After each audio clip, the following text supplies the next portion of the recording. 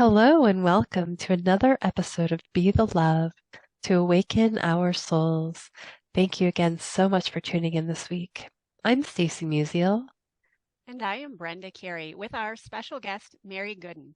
We are your co hosts and souls on the journey, and we are on a mission to raise the consciousness of humans and the planet, and we need your help. Please spread the word to your family and friends and join us every week. And if you have resonated with our mission, support us in a way that raises your vibration to love. And if it feels safe for you, I'd like to begin by inviting you to get centered with us. I'd like to begin by inviting you to take a beautiful, cleansing breath in through your nose and out through your mouth, releasing anything that's keeping you from being present. And take another deep breath in through your nose, breathing in calm, peaceful, loving energy, and breathing out anything you are ready to release in this moment now. And take one more breath in through your nose, breathing in light and love for yourself. And imagine breathing out that light and love and send it back to all of humanity, remembering that you always, always have your breath to come back to. Our guest today is Mary Gooden.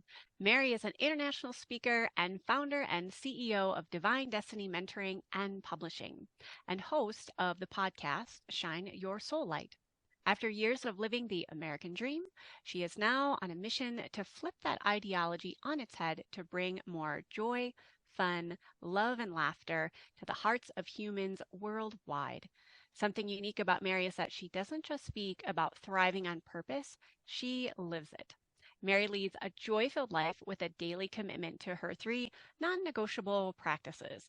She is a portal of positivity. Love, love that. Thank you so much for being here with us today, Mary. Well, thank you for having me, ladies. It really, truly is a delight, as you already know, to spend time in the energies and the vibrations of love and just raising that vibration just by talking about it, just by being willing to tell our stories of how we came to deeper levels of knowing that love is so important for self so that we can truly and genuinely give this love to humanity. I I'm love that. super And excited to be here. yeah, and speaking of stories, would love to get to know you. So tell us about your journey and what has led you down this spiritual path. Oh my goodness, there's so many delicious stories. As you had said, I'm in publishing, and that really prompted me to actually start sharing global stories about it. But my story really begins and ends and begins again with panic, with deep levels of heartbeat in my heart. A, a near and dear request for me to tune in and come home to myself, come home to nourishing my body, to get back in my body, if anybody knows what that means, to really start paying attention to the people pleaser in me, and kind of flip the ideology in that way, flip the switch to tuning into what do I need? How can I love myself today so that I can genuinely love my children, my family, my job, my passions, my purpose. And that's what did it for me. I landed in the hospital with my first panic attack. Now I was lighting all the fires and wearing all the hats. I was in corporate dentistry, really. I was an executive leader managing the hen, the whole farm. It was my dedication to somebody else's dream. And I loved who I was I loved the dream that he had, that he was dedicated to. I really embodied it. But my body didn't really embody it, or so I thought. Mm. I was just taking all the steps and ticking all the boxes of how to be a successful feminine leader. And it quickly came to a halt. One day I went home. I had worked all day. I mean, we had this magnificent castle built in Virginia Beach, my former husband and I, and we're just living in it. Like we were leaving at 6 a.m. We weren't getting home till 8 o'clock. Kids to daycare. I would go off to work. I'd stop in the middle of work. I'd leave. I'd go to the gym. I'd go work out, like doing some things for me. I'd go back to the office. I was living on espresso. I just love coffee. And then I would go take a yoga class, and then I would go teach 2 more classes. And all the while my kids were going from morning care to school to evening care to gym care. Although we felt like we were having a lot of fun, my body finally one day, I had just finished preparing a meal for them. I was running a bath upstairs, and my heart just started doing the thing. If you've never been in a state of panic like that, it truly feels like a heart attack. It really, you feel like, okay, something's wrong.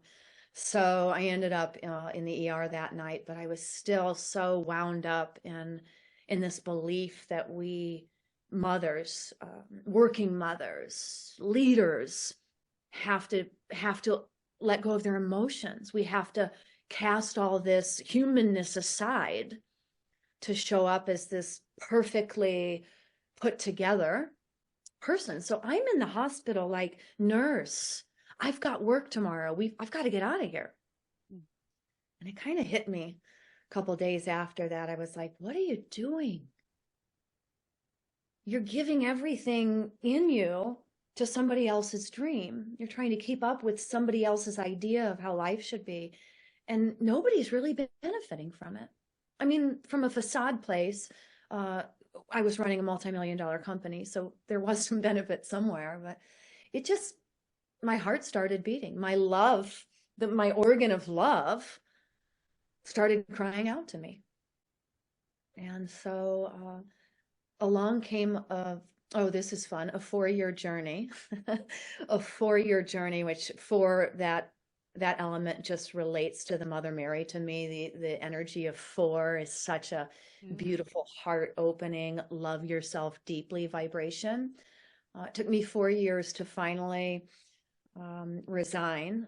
I was medicated for 4.5 years on a very low dose of anxiety meds, which every morning I was like, this is not my life. This is not my life. This is not the life that these children chose me for. This is not the way I want to project out into humanity. These are not things that I want to be an example of, because they're not okay.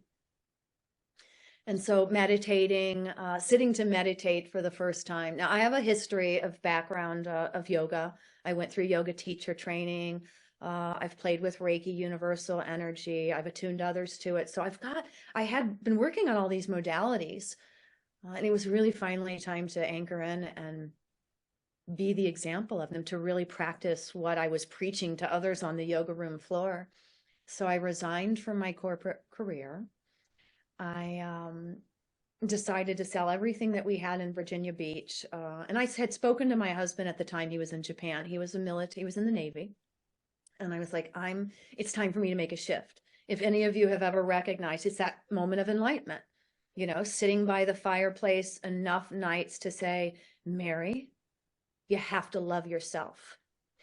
You have to take care of yourself. You have to do this not only for you, but for those 2 little girls that are watching you. Because they too begin to bring life to humanity and whatever they've learned and whatever you're teaching them. So I did all the things. I resigned. I sold the house. I sold a car. We moved to New Orleans. My sister and I bought a fitness club. I love teaching fitness. So I was a fitness instructor, loved moving the body. So I really stepped into something that was very passionate for me, and that I could share my authentic self. Because being committed to sharing your authentic self is really loving yourself deeply. Like, this is who I am. So I was able to put myself out there. And a couple of years after the gym, we owned the gym. I opened a yoga studio. So all the things started to find their way into place. And it took a decade. This is, a decade span, but it took 4 years from my panic attack for me to really get it. 10 years of yoga practice on my mat to understand that the only way to genuinely serve love in this world is to first be overflowing inside of you. It is to first nourish yourself and love yourself deeply. And in my opinion, the only way that I can love you unconditionally is for me to first love myself. Absolutely. So there I went with the non-negotiables. I have those three non-negotiable pieces of me is the daily connection, the daily prayer inward, the daily claiming acknowledgement that you are a human with a heart of gold. And it takes those things, reminding ourselves of these things, these messages that sometimes come out of nowhere, embracing them, embodying that we are all love. We all have it within us. It's not something they taught us when we took our first breath coming out of the womb. It's not like, okay, love yourself. It was like, okay, how can you make all these people happy? Yeah, So right. it does. It takes a daily practice. And the number 2 is daily movement. So once I do this inner prayer, and I do prayer outer, I call in all the God, universe, source, divine, archangels, Mother Mary. I call all of it into me. Be with me now. And then I go move. I tap, I jog, I get out in nature, I take a walk. If I'm limited on time, maybe I just do a few jumping jacks. I get the inner chi, this energy inside of me. I get all the things inside of me going, the juice is flowing, and then I celebrate. Number 3 is the one I believe is the highly misstep in our practice, our daily lives, is celebrating. And sometimes I just celebrate that I did the first 2. Like, you connected, you moved, good for you. A lot of times celebration will look like sharing, getting on a podcast, hosting, talking, getting an interview on my own podcast, calling a client, calling a friend, and just sharing what I'm excited about, how I'm winning, what I saw today, raising that vibration of joy and celebration and letting others witness it. Because in that, we're sharing your wins with someone, sharing your joy with someone really just ignites a spark in them to Absolutely. see, I can be joyful too. I can celebrate that. I mean, she's just celebrating that she went for a walk. I Yeah. can start doing that. I think Why it don't is like important this? to share wins. I really do. It's contagious. I think that's one of the things I really benefit with having Stacy, being the co-host. Like, we like to share our wins. In fact, I think we had a recent whole podcast episode and look at all the, cool things we got to do through the podcast this year. But I think sharing is so key, right? Because we can get really hung up in the negativity, whether that's the I hate to say the cliche of misery loves company, but there's that. There's if we're listening to whether it's mainstream news or things that don't raise our vibration and keep us stuck and even lower.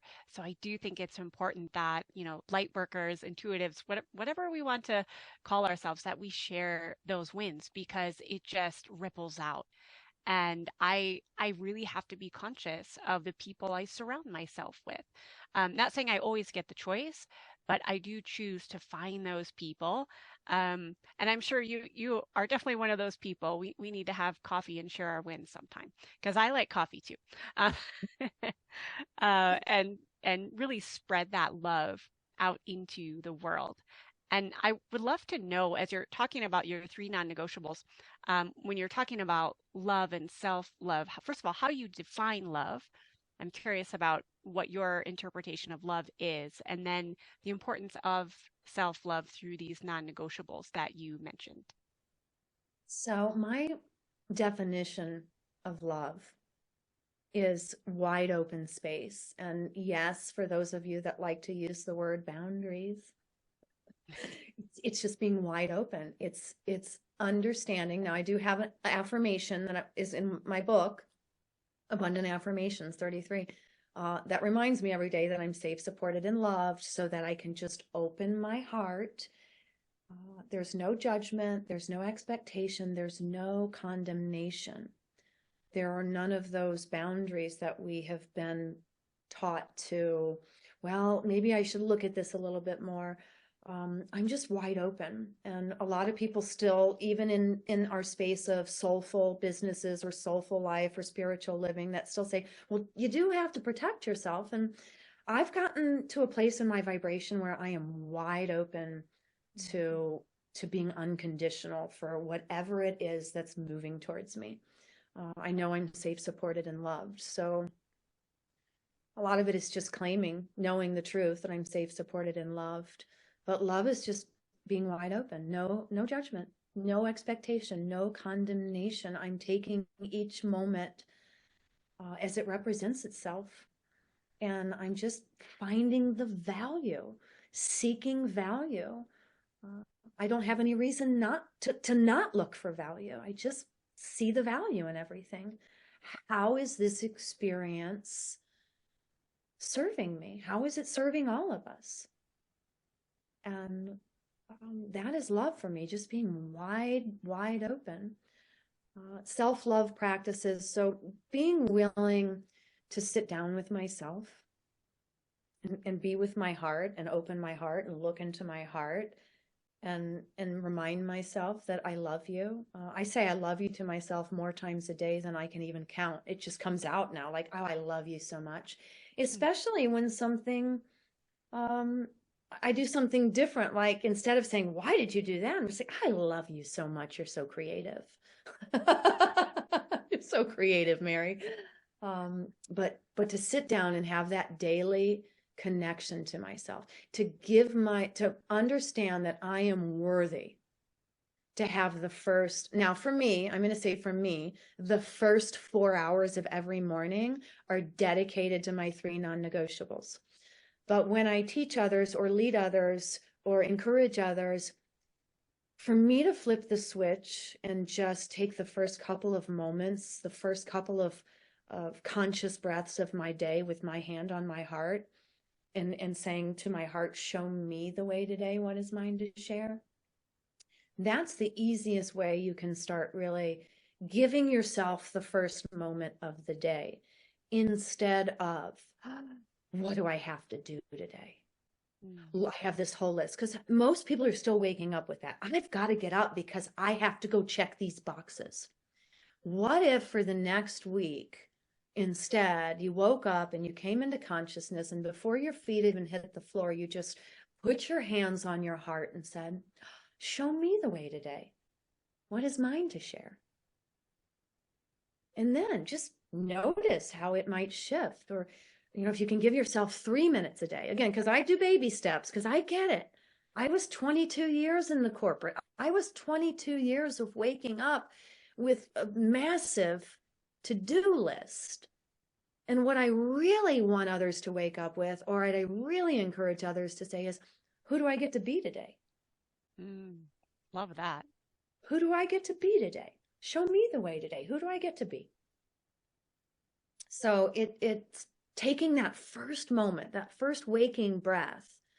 And even if it's just that, saying to yourself, I love you. Say it until you believe it. What do you have to lose anyway? I mean, all you're doing is rewriting the other thing that you're saying, like, are you ever going to get this done? Or how could you? Or whatever it is that replays in your head. And it's practice. Now, I did say these are daily practices. My daily practice started probably with a couple minutes a day. It's 4 hours. I don't do anything. I don't show up anywhere until I have practiced these non-negotiables. And I will tell you, in just the reflection over a decade, people can feel my love when I walk in the room. And it wasn't for them. I wasn't doing it for them. I was doing it to come home to me. And maybe I was doing it for my daughters so I could get to the place where I know they chose me to be, which is show us what's possible, Mama. And to show them what's possible is to first say, well, first you got to love yourself, darling. First, when you love yourself, you trust yourself. So I practiced. Show me the way today. You're going to lead the way. Not you, not all these people outside of you, but this golden heart that is in you, you're going to get a chance. And then I go into that daily connection of me. I have affirmations. I am safe, supported, and loved. Show me the way today. What is mine to share? I am open to receive my gifts and share them with the world. Like these new sayings, again, instead of, am I ever going to get all this done? Oh my gosh, I've got 60 hours worth of work in 3 hours to do it. Or just trying to support somebody else's to-do list. Especially as moms, right? We want to support our partners, thinking that supporting them is trying to do everything for them or do everything for our kids, when what we should be showing everybody is how we take care of ourselves. And then they'll learn how to take care of you. It's such a neat experiment. Absolutely. I have a story. I have two daughters, they're 17 and 20. But we ended up in Sedona, my older one and I, and what she had watched me do is I buy myself flowers every week. I'm Mary, but P.S., by the way, I'm going to get myself flowers every week. I deserve them. And I went on a trip. The first trip I left her in Sedona by herself. And I came back. She picked me up from the airport because she had been watching me all these years. She brought flowers and she made me brownies because as a child, when her father was underway, he was out to sea. When he would come home, I would always bake him something delicious, right? And I would always I'd dress up the house. And so 15 years later, her watching that, she then started doing it for me. But she also noticed that I would do these things for myself. I would treat myself special. Well, then her boyfriend moves in a year and a half ago, and now he does it. He buys her flowers he works at Whole Foods, so every week he has a fresh bouquet of flowers for her. It's just, it's just beautiful. But it took me showing them. It took me being willing to take care of me. I don't believe that our partners are there to take care of us. They're there to hold a space alongside of us while we nurture ourselves. And in that nurturing of selves, we begin to automatically nurture others. My husband and I now, I'm remarried 6 years. We don't live in the same state. He lives in New Orleans. I live in Sedona. I travel full time with speaking and doing now. Same thing. I have a bouquet of flowers. It's just because he watched me do it. He watched me take care of myself. And I don't have to make him feel bad because we do that. We don't even realize we're doing it. But when we're not loving ourselves, we're making other people feel bad for not loving us in the way that we want to be loved. But we haven't even yet loved ourselves in the way we want to be loved. So how can anybody know how to do that? So that was my experiment. And I just started watching it like they started taking care of me the way that I took care of myself. That's so beautiful. Thank you for sharing the stories along with it, because that makes it really tangible. I think I'm curious. You mentioned that like your non-negotiables. You've mentioned some of the practices with the flowers and baked goods. Is that like, I'm assuming that's kind of like a special ritual that you do for yourself, or are there other things that you do to kind of connect with this higher frequency of love? Like, what are some like daily practices or even seasonal practices that you really tap into to create that connection to highest love? The highest love, I do have that dedicated, committed time where I call in Mother Mary and Jesus and Saint Germain. So I do have practices of drawing these energies of love and light to me every single morning. I work with crystals. I have a lot of delicious vibrational crystals that hold codes of the earth that continue to keep us safe, supported, and loved. I teach yoga and I practice yoga. I have 13 crystal alchemy bowls. Love sound. Yeah, sound healing is thousands of years old. And I think that was really after I got my first sound bowl, it really did enrich my practices of loving because they have their own consciousness. So I have my bowls in a certain way, like they chose me, just like my children. Everything chooses me, and I'm just a steward of all these beautiful instruments and these beautiful, darling children that chose me. which is way different, I'm sure, than some other people think, right? Like, oh, I've got to do all these things. No, these things chose me. So I have the crystal alchemy bowls. I have tapping practices. I lead tapping journeys. I call them tapping into truth. A lot of breath work. So I host a lot of ceremony, harmonizing. Part of my daily connection, and it's a 7.5 minute practice. It's not, is me going through each one of my energetic set points, the 7 chakra stream of Reiki energy. And I just go through them. I acknowledge these energetic set points within me. I open them up like blooming flowers, so that I can be in my unified self. And then I go move. I always, after I do my 7.5 practice where I connect all my set points in one line, I work with the diamond white light. It moves through my body. Then I go move it. For me, movement is going out and frolicking in nature. So I do a 40-minute frolic every morning. It could be called running. But again, choosing the words change the experience. Mm-hmm. So I go out for a 40-minute frolic, and I practice that with a lot of my clients. Like, let's just reframe your words for a minute, because that changes your whole experience.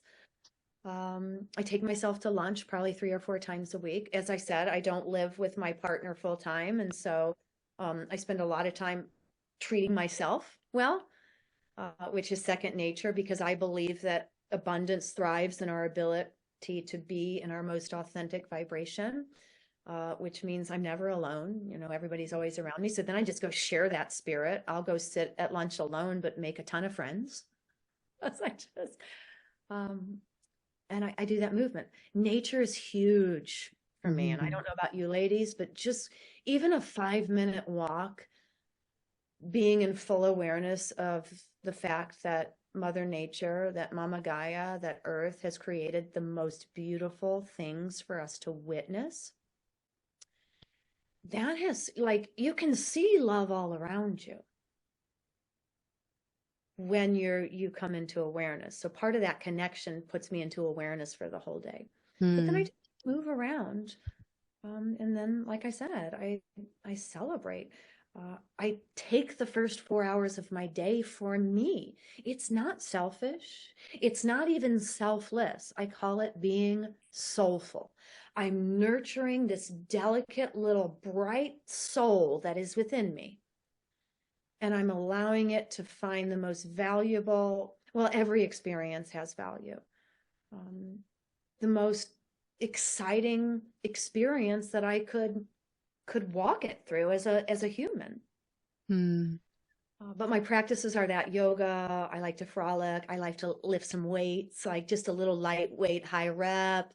I think that movement, being physically connected to your body and doing physical things, keeping it active. And I know everybody likes to say, I don't like to work out, or I have bad this, or I have that. Finding a way to actually move this human body, instead of looking to ways to make it feel better from an outside source. Yeah.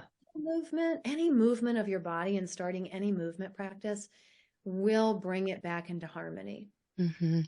Yeah, I think movement and nature and all of that is just so important. And you mentioned in the early on in the interview here, in the conversation, that really loving our humanness, right? And so finding that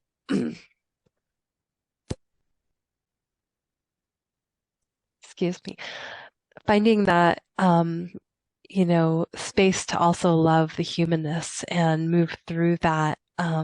Because I think, there's a lot of people struggling to just, with shame and guilt and, these like deeper emotions that are coming up, that can lead to that panic, right? Or that not listening to those emotions that are coming up, and they start to stack so much that can lead to that, anxiety, depression, panic. And so I'm wondering, how do you go from, that space? Like what are some of the ways that really help to maybe build that muscle for you that, it's someone who hasn't really established any kind of routine like that? Like how do you go from that place to where you're at now? Like I know there's a lot of in between, obviously, but just those stepping stones that someone can take.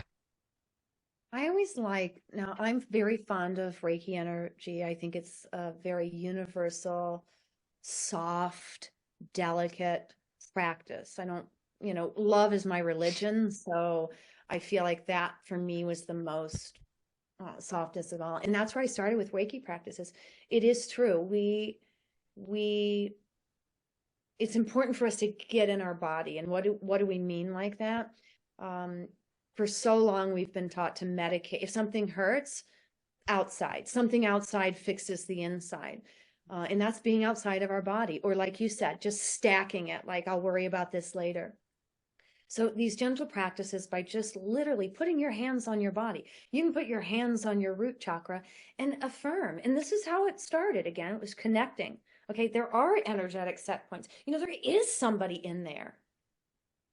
And I just kept saying that. Here I am. I'm in here. I'm in this body. I'm in this human experience. Put my hands on my root chakra. I'm, on the low base of the body, on my legs. I'm safe, supported, and loved. Even just rubbing your legs, like this is my body.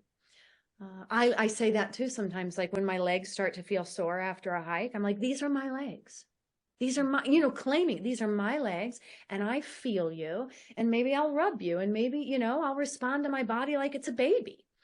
I love this for the sacral chakra. So this is a gift that I always give people when they're feeling lack of harmony in their body, anxious, lack of hope. This is our emotional brain down here in our belly, which when people say trust your gut, I'm always like, only if your gut's in harmony would I trust it. I'm very light with that. I don't know about that, but do this practice because in soma practice too, depending on where you are in your life, there's a masculine and feminine body too, right? So I have the masculine side, which is my right side, and my feminine side. So I take my hands on my low abdomen and I trace the infinity sign. And for me, that's bringing harmony and unity back to center. So I'm bringing the feminine and the masculine. They're coming in together with this gentleness, and I'm bringing my emotions into balance. Now, for those that are listening that still could have skepticism in that, I always ask, like, why is there skepticism? We are master manifestors or manipulators. And what I say, really, what my mind tells my body goes. It happens. That's the truth. What my mind tells my body becomes the truth. So why not try it? Instead of negating it and saying, well, if that worked, we'd all be doing it. Well, would we? Have we gotten so locked into these other ideas of how to be a human? Because those are the teachings. It's like you said, Brenda, we have to worry about who's around us because the program is heavy. And even in the highest realm of yourself, you get around a bunch of other people that don't believe that they can change their own life. It leaks. It can start to bleed. So what do I have to lose? What do I have to lose by thinking a different way, by trying something new, by believing for a moment that what Louise Hay said, right? I can heal myself. What do we really have to lose? So I always go there. If I start to feel friction or anxiety, which is rare, I just look at it and say, well, I'm just going to bring harmony to my body right now. I mean, I'm still a human. And so for the women out there, I still have a hormonal experience, and I'm like, I acknowledge it's in there. And sometimes I just acknowledge it. And I'm like, I hear you and I see you and I'm just going to walk with you. And then maybe on that day, I don't get out. Maybe I just lay with myself. Maybe I just be with myself while these energies move through because they're still that. But am I willing to pay attention to that? Right. That's so loving, right? That's really where self-love comes in, is listening and showing up for yourself, right? And giving yourself what you need in that moment and recognizing when it's, maybe becoming an imbalance versus like, what do you need in that moment, because we can get, I think, in that momentum of, well, I'm gonna let this go for today, and so tomorrow it might be, I'm gonna skip the gym again or whatever, right? So, but we really want to like take an opportunity to really listen and give ourselves that self-love. Because when we listen, that's when we are truly, truly stepping into that love and raising our vibration even more. Well, you're right. It's an internal thing. And for so long, we've been trying to think it was an external, like, oh, like retail therapy. I'll just put that in as an example. Like Right. we're for so long, we've been taught that if something doesn't feel good inside, try to satisfy yourself with something outside. Yeah, If I think if that's, somebody, mhm. I was to say, I think that's so prevalent, whether it's retail therapy or social media scrolling, or, I mean, the distraction of the day. I think we can forget the powerful co-creators that we truly are. And I think it's why we need each other to remind ourselves that we get to be manifestors. Or manipulators, I think was the other word that I'd not heard of that before. I was like, oh, I'm gonna remember that we are really powerful co-creators. Mhm. It's fun, that word. And, this has been 6 months going with me coming back to using that word, because we think of when somebody says, oh my God, you've been manipulated, right? This word manipulation becomes this really heavy and yucky thing, right? But the truth of the matter is that, Brenda, we are all master manipulators. We are all master. It's the same thing as manifesting. We manipulate every experience based on our perception. And our perception is built on how we feel and think about ourselves. And one fun piece of advice I got to give this morning when I was talking to a friend of mine in Ohio is like, you're step out of your controller and into your creator. If your Mm, outside experiences are showing up in a way that you don't desire, don't get mad at everything outside of you. Go inside and say, well, how would I like to create it? How would I like to see it? It's not really anybody outside of us, outside of our us's fault. I want to say that right, but it's a lot of, it's not really their fault that we have an emotional reaction to what is happening. It's something inside of you, us, me. If I get angry at my partner, it's not him. It's what have I not processed? What am I mm, not looking at in me that is allowing me to get angry for it? Because that's not love. And I know that nobody wants to hear that. But the deepest level of love is allowing somebody to be who they are and understanding that if they're affecting me, what is it in me that I need to go deeper and look at? It absolutely. bothers me that he's not thinking about me 24/7. Why does that bother me? It's not Mm, his responsibility to think of me 24/7. You know whose responsibility that is? yep, Yep. It's my responsibility to show others how to treat me. If absolutely. people aren't treating me the way I desire to be treated, I need to go in here and treat myself. It's because it's so funny. You can have a conversation with somebody and they can be doubting on themselves, like, I'm such a fool. And then 20 minutes later, somebody could say to you, you are such a fool. And you get mad at them, right? Absolutely. But people are just, they're mirrors for us, right? And if we can take, that time to really, self-reflect on what is this teaching me? What is this mirror like giving me right now and how I can truly show up for myself? Because then you're taking personal responsibility for your own emotional experience. And that's how, is that's the most self-loving thing we can do to like begin to explore that. And because then we have personal power to release that. And, as we, shed those layers, we become more and more in love with ourselves.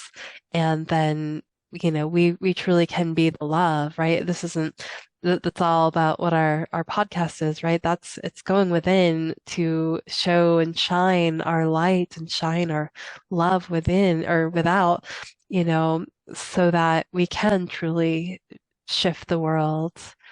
And so, Mary, I'm wondering, as we're, in this beautiful, beautiful conversation, and as the beautiful work that you're doing in the world, and I'm wondering if you can share, what is your vision of the bigger picture? What's your macro vision for the work that you're doing?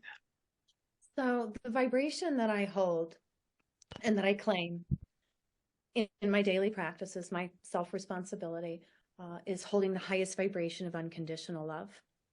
And that is to getting to this place where there are no boundaries, there's no barriers, there's no, and the ways that I get to do that is through storytelling. When we tell our stories, when we really, like on podcast, on a global platform, when we release these wagons that we've been pulling our whole lives, not only to vocalize it for ourselves, but to share it with others. That's why publishing moved through me so quickly, is because when we can get vulnerable, raw, and real in our life, we are then opening ourselves up for that biggest shift to come home to self-love, to come home to say, you know what, that happened. And for some people, it might be like, I let that happen. But just like you said, Stacy, it's when I take responsibility for myself, it becomes so telling stories, being willing to share our trials and tribulations and unfortunate circumstances out loud with others, or write them, is so powerful. And I have watched over the last 3 years so many people shift their entire life by just being willing to finally release the story of trauma. It releases something, it breaks something up in you. But my highest vision really is to restore that frequency of unconditional love. And every morning that I get on my knees and I claim who I get to be, that is who I get to be, the heart of humanity. My children in my visual experience stand right beside me as the heart of humanity. And we claim these frequencies, we claim these energies of Mary and Jesus and Saint Germain. And I don't leave the house or turn on a single call until after I have claimed these truths within my body and my vibration, that I'm willing to hold those vibrations, no matter what it looks like, because it's all valuable. Every experience is a gift to inspire someone. And that's the motto that came through when I started my publishing company. Aside from that, I lead through, this affirmations book came out of nowhere just a few months ago, that I published. So I help people change the way that they say things, to help change their perception, because words carry value. And if you're using words that feel yucky in your body, you're always going to feel yucky in your body. Or just to reframe or redefine, like the word manipulate. I've completely reframed that word into like, I am a master manipulator. I am creating my experience. We have the power. We have that power to create the experience right before my eyes. But that's it. I want to be love, and I want to hold that highest vibration of unconditional love, so that that there is a harmonious world, and I live in it, and I am human, and I feel this when I pinch myself.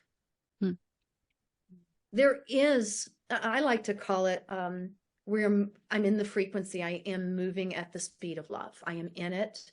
And every experience that I create for my clients, for my friends, for those that get to surround me, they're feeling it and they're reflecting it. And so I just keep claiming that same thing every morning, daily practice, every day. Why every day?